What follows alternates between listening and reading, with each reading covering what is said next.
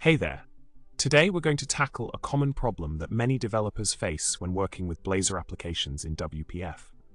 The problem arises when you try to separate the instantiation and showing of a window from the app running process.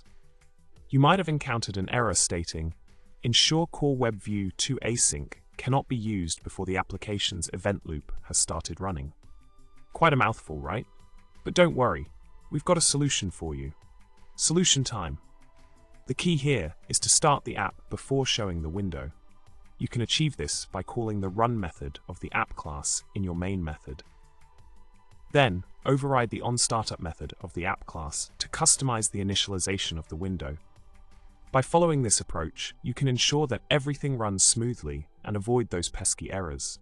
So, remember, start the app first, then customize the window initialization in the OnStartup method. It's a simple yet effective way to handle this issue and keep your development process running without a hitch.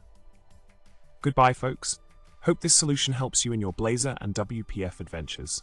Don't forget to subscribe, like this video, and comment below with your favorite programming joke. Happy coding!